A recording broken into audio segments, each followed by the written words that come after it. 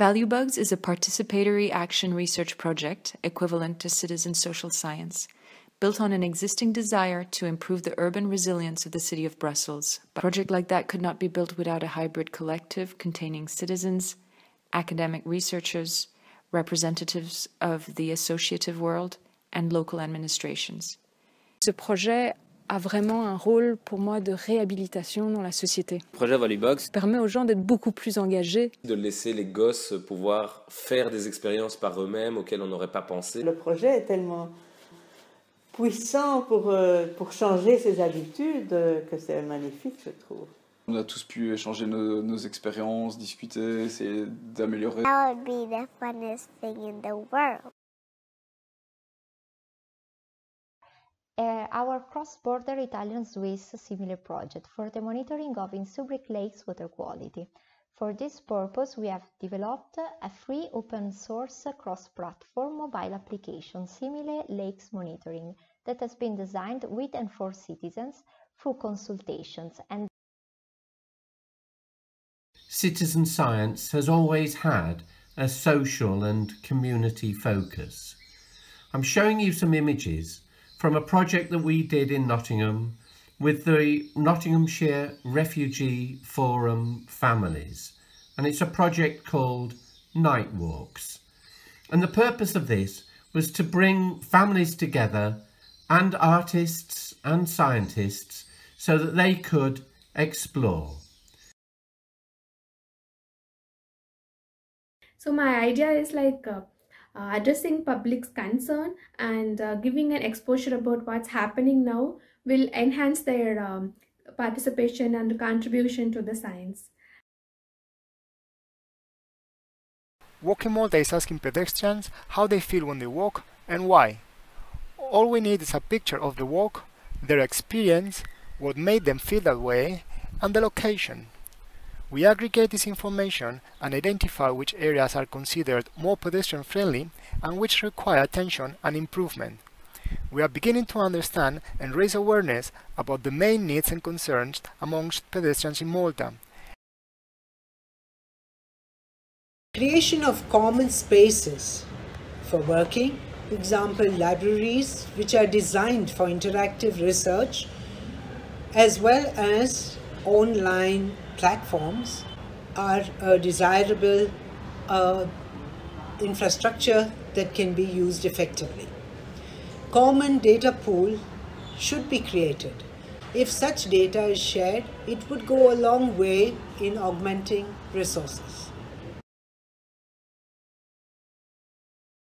Bugs to the Rescue therefore was designed and is being developed based on a similar understanding of citizen social science as proposed by COACT, where citizens groups becomes co-researchers that almost co-design the data collection by choosing where and when to gather data following certain guidelines that we offer.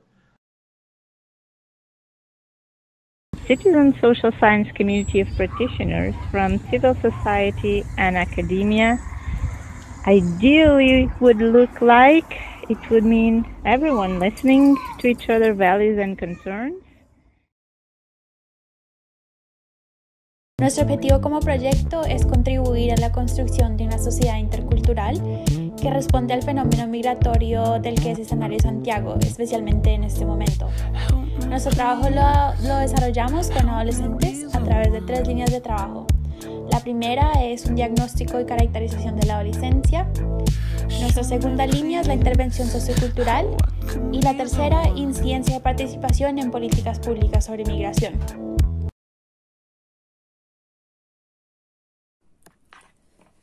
Hola a todas, nosotras somos NUS Cooperativa y nos dedicamos a interseccionar la creatividad y el teatro con el abordaje de problemáticas sociales.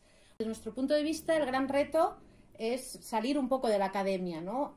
Mantener el rigor científico, pero a la vez acercarse de verdad a la gente, teniendo en cuenta la diversidad que existe en las calles. Queremos mandar un saludo desde Barcelona y viva el teatro.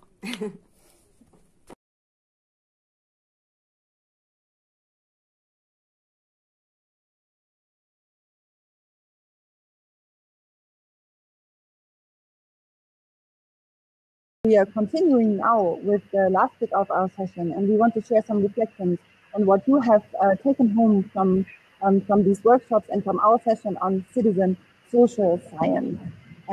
Please comment in the chat, everybody that is there, and we're going to read it out for the question that he asks, and Claudia and Justus are going to do this for the question that we will ask. Joseph, please start. Okay, so yeah, so we had several questions. No? So the first one goes to Valeria, and yes, the idea was to open up also the debate in the chat, or by other means through Berlin. But the question is simple, but maybe not that simple. No, why and how can digital platforms be used in citizen social science? Valeria. Yeah, hello, Joseph. Well, we've been discussing in our workshop this question, and we discussed that people who in citizen social science and through the platforms are people that want to find solutions to their social problems. So their experiences are valuable, and digital platforms can be a tool, a very interesting tool to voice their experiences and understandings and perceptions out for everyone else. And we also discuss about the potential risks and obstacles that digital platforms could come across, and most of them or some of them are related to how to guarantee fair participation due to power imbalances. But we were quite optimistic about how the platforms could contribute to collective actions and policies, and this has to do with visibility and the potential for the emergence of new coalition of stakeholders that are interested in addressing social problems and collectively define solutions for the best of everyone. Thanks, Valeria. I don't know, Claudia, if you want to add something here from your I would be really side. interested if somebody has an experience to share on how this chatbot thing works. I really wanted to try this out, but I was in another session, so I don't know if you can either just explain a little bit what you did, or if somebody wanted who has taken part in it, and they can maybe share in a chat how it was for them. I don't know, Valeria, if you want to add something about what we have been doing in the session. We were actually showing some of the activities that we are suggesting doing in our COAC project in relation to the design and the development of the platforms. And we invite people to participate in those activities as if they were the co-researchers and other people that are interested in the subjects that we are doing research about. And we got some feedback also on the process and on the methodology that was very, very interesting, besides the actual exercises, but also there was some feedback about how the exercises could be improved for the best of our. Yeah, and we know that this has been really challenging, no? Because we really address to some specific communities and groups, no? That they are in a quite vulnerable situation, and maybe the digital breach might be very evident, no? Right, Valeria? So it's going to be challenging the next coming month, and we are just starting the step for this co-design, no? Yeah. So in the current situation of lockdown and COVID and everything. Yeah, so Claudia, I'm just trying to move forward. Do you want to, we raise a new question and we just invite Teresa to the discussion? Is it okay? Yeah, this would be great because, yeah, that would be great. Okay, so Teresa, so you have been doing another workshop also. Teresa is coming from Vienna, no? And is also belonging to COAC and is working in another issue, and they are using completely different methodologies, I would say, no, our approaches. No? So can you just share a little bit with us the experience, but especially how can everyday experience be incorporated in the context of citizen social science? Thanks, Joseph. Unfortunately, we're scared. Unfortunately, we scared our audience away with our hands-on approach, I think, and some people had technical difficulties, so we didn't hold our session at all. But anyway, I would still say a few words about how we use like real-life world experiences as a tool to work with young people, but that is also a good approach for citizen social science in general. Like in our experiences, when we work with young people, they hardly ever have the feeling that they are heard and that their knowledge and their expertise about their own life world is recognized. And the idea about our workshop was that we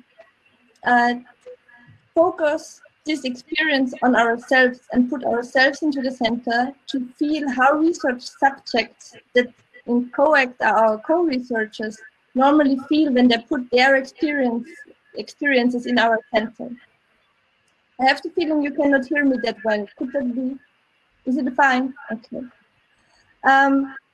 And I think centering life world experiences also counteracts like this detachment of scientific research from real world experiences, and it doesn't have to be detached from a personal self. Like scientific knowledge is always produced from a certain perspective and with a specific motive, and participatory research in citizen social science makes this transparent and places the self and the experiences of other people at the center of a research question, and it's really important, I would say. Yeah. So probably we will hold our workshop at another time, and we will still invite you to experience like getting research questions and research topics from your own experiences, and give to Claudia, I think. Yeah, Claudia, please. Yes, Teresa, but I'm really sorry to hear that that it didn't work for you. I just wanted to ask again, the point that you mentioned last year was really interesting. What you said, how you cannot really separate the self and the research topics that we're having. But I wanted to ask you, but what methodologies do you use in order to steer this process, in order to make sure that that it happens still in a scientific way? So you're asking what methodology we use that we are still doing research and not something else? I think that there was also a point that Maria mentioned, that if you use tools that we all know and make them approachable for other audiences, you're still in a scientific realm. Like you can still do qualitative research with youth, or youth can do qualitative research in a valuable way. It might not be exactly the way I would do it in a scientific realm, like we are all used to do it, but you can still adapt tools for a wider audience, for citizens to use themselves, to empower them through these tools to do research about topics that are relevant to themselves and not only to us. Thank you. Thank you. Joseph, shall we move on with the next question? Yeah, why not? No, because now it's your turn, right? So some people from here, from Berlin, no? So maybe would like to answer another question. Yes, exactly. And we just had the session on inclusion and fostering sustainability with Raido Norwohl and Magdalena Meissner. And unfortunately, we wanted to ask some people here in the room, but this is not possible. So I would like to invite everybody who was present at the session to post something in the chat. We would really like to hear what you were taking home from the session. Is there any new thought that you had? And until we get that, I would like to ask Justus, who has moderated the session with me, what he is actually taking home with him from this discussion. Hello? Oh, sorry. It's offline. Hello? Yeah. One very striking practical thing was that there's no frameworks or I don't know, metrics that kind of helps projects working with sensitive groups or disadvantaged groups measuring progress or the level of inclusion. I thought, like with the EXA and all the European funding programs, such tools would be available, I don't know, everywhere. But apparently there's still a gap to be bridged to get citizen science on this new, on this social level, a bit more, I don't know, a better monitoring structure. So that's a practical thing. But the other thing about inclusion that I found interesting is the different scales on which it is happening. The project from Magdalena, that was on-premise, on-site with small groups doing experiments together. And the Yukon project, which is very ambitious international project, trying to use digital technology, so on a very large scale.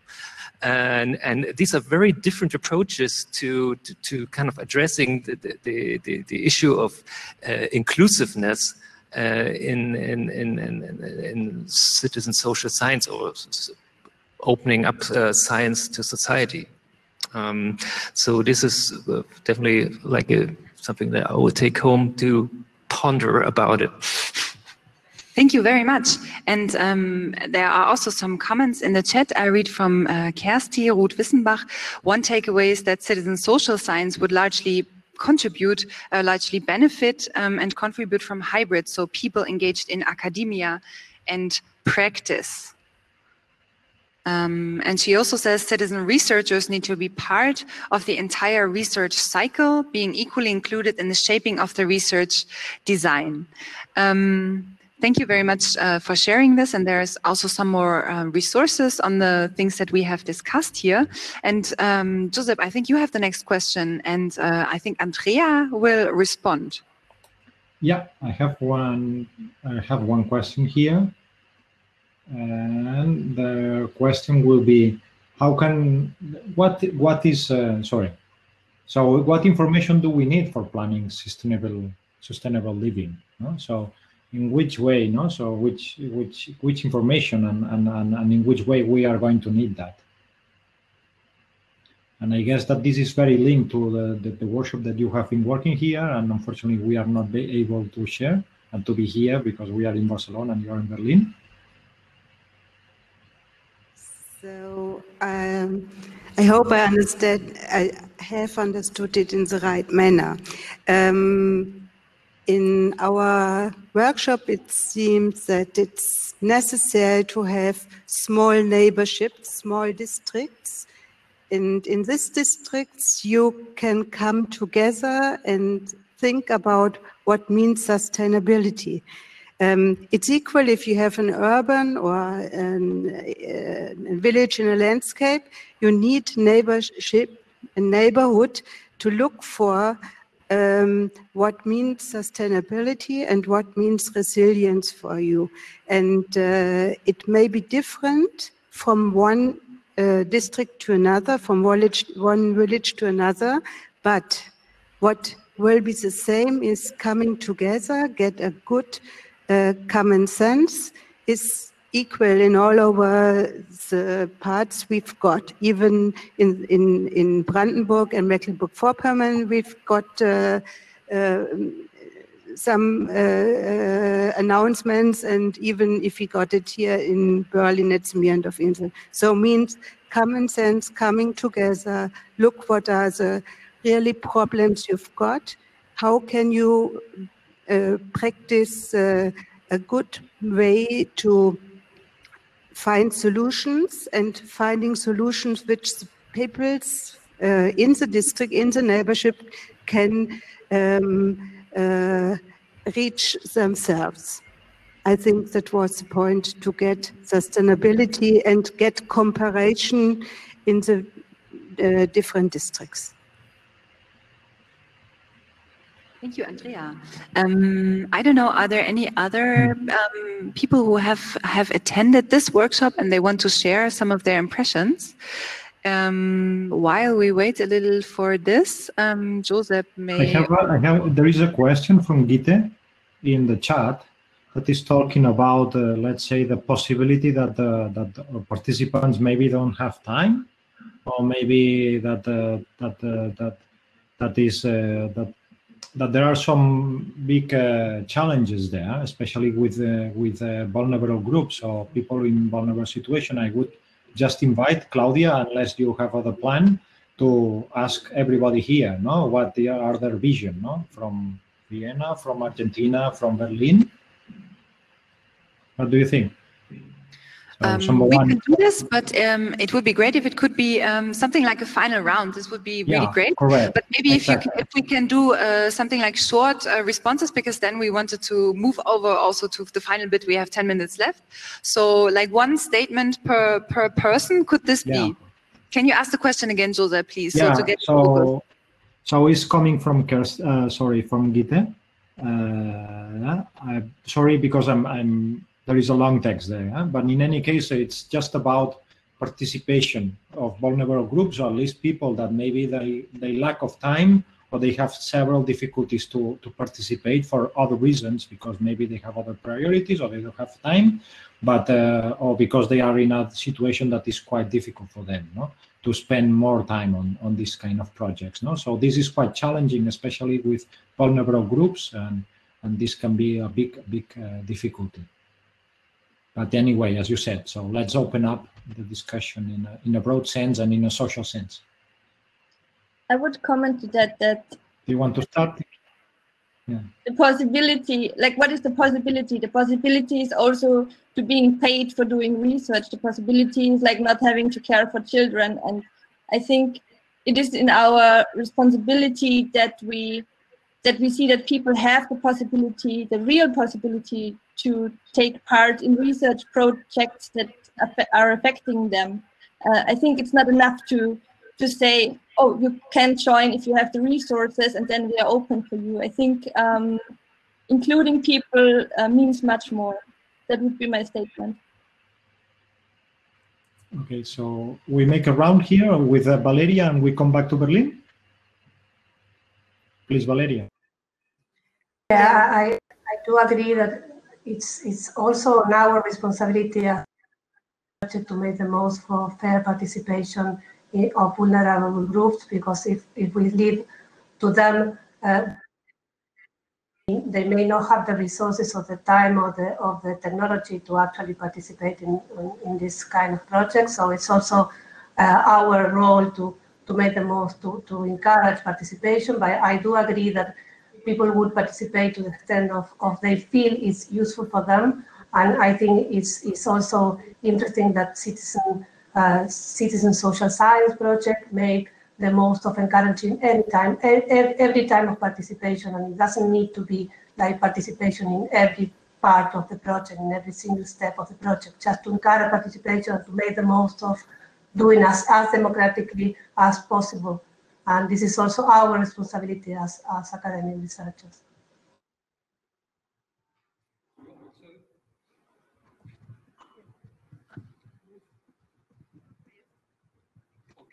You also need a concept you also need a concept of participation. That means that includes people who have a lot of time or who think it's very important, and for people who always come there once in a while. I think everybody is important and everybody can take part in it. We can't expect people to spend that much time as, for example, the researchers do. But on the other hand, you have to regard that they also have other jobs to do. And, well, you have to foster them and be happy if people come here and take in what their qualifications are.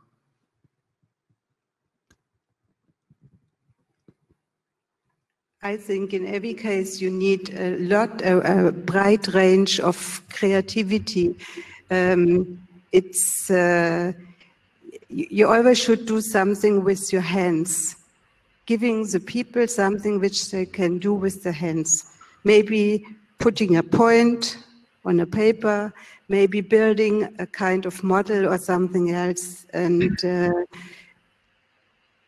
the same thing is, don't do things which are too long in time. Make short sentences, short sequences, maybe of 1/2 hour or half day, and that's a big improvement for us getting a good participation structure. Okay. Thank you very much, everybody, for doing this. Now we would even like to extend the round of questions a little bit further. Joseph, you have prepared something that I'm going to show now. Yeah, you can do it on your own. Yeah. Okay. Great. Because I will need also to share the screen for seeing the results, and I'm not able to do that, Claudia. Ah, you're not able to do that? No. Yes, now yes. Thank you. So I think that you can start explaining what we plan to do just to wrap up everything.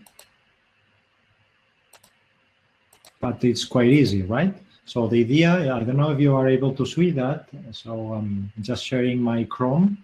And something that also, that's a tool that already used Mookie during the presentation. I would invite you to go to menti.com and use this code that you can see in the screen. I don't know if you can see that. And then try to answer in a fresh and innovative manner what is social about social science, citizen social science, sorry. So what is the social dimension that do you think that is crucial, or at least for you is truly valuable? And I just anticipate that the only answer here is from Claudia, okay? So we were just testing, so that of course we can talk about social sciences, but also we can talk about many other ideas and concepts. So the topic maybe could be something that is really relevant socially. So and this clearly relates with one of the discussions in the chat that they were talking about volunteering, and whether they must be paid or not, or why they should not be the vulnerable groups be participating. Maybe is because they are not interested in the topic. I don't know. So you can try to add other words here, as many as you want.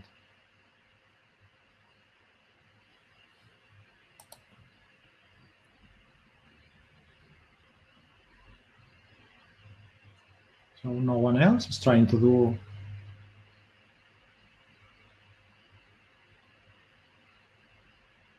Great. There are some other words that are just coming in. So I don't know if you want just to take this time, Claudia, to wrap up the session while it is just growing, because I think that the initial intention of this session was to raise the point that citizen science also can be social.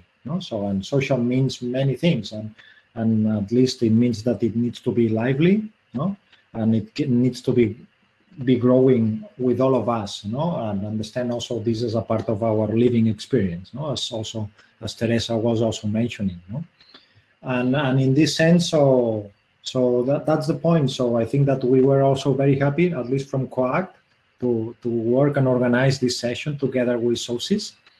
And we are very happy to also to start this kind of marriage here and the collaboration with different projects that are really worried about the social dimension in citizen science. So thank you very much in the name of COACT. So Claudia, please. We cannot hear you.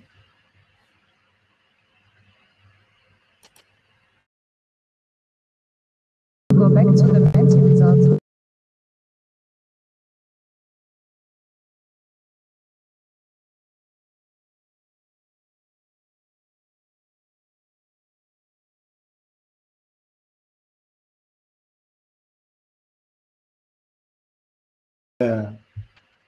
At least these big forest words that might be related to citizen social science.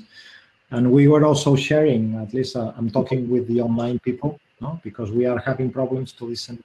Claudia, can you hear us? We can hear you. Yes, now. Yeah, but we cannot hear you unless there is a big echo. Still? Is it still the same? No, perfect. Work now? That's perfect. Okay. Okay, then I will just try it. Thank you very much for showing this again. Yeah, and I would just